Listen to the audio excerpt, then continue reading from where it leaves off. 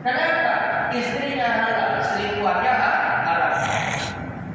Kalau dia gunakan akalnya, istrinya cantik, selingkuhannya jelek. Tapi kenapa dia selingkuh? Ketika itu akalnya dikalahkan oleh hawa nafsu. Maka jangan sampai akal kita dikendalikan oleh hawa nafsu, tapi harus sebaliknya. Akal kita yang mengendalikan hawa nafsu, barulah kita menjadi orang yang selamat.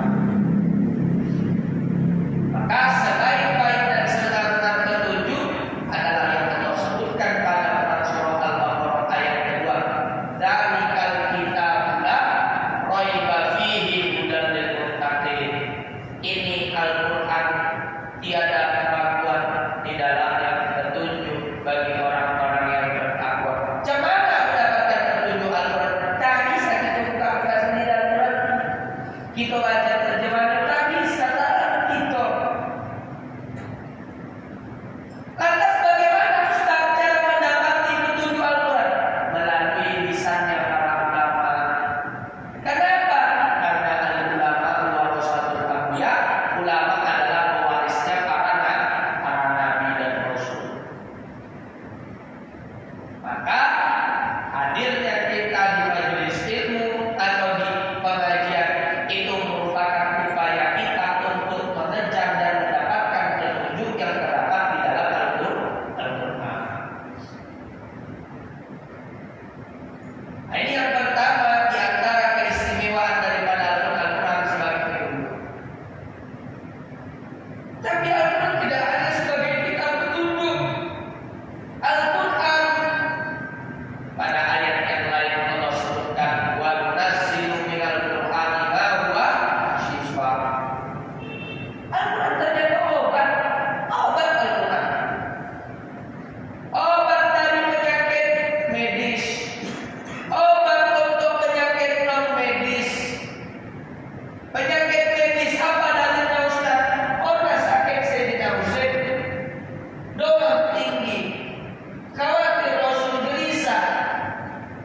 Rasul dapat bisikan Jibril.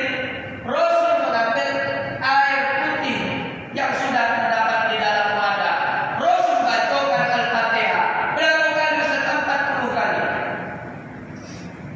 Setelah dibacakan Al-Fatihah 40 kali, ini air diambil Rasul diusapkan ke sekujur tubuh daripada Sayyidina Husain.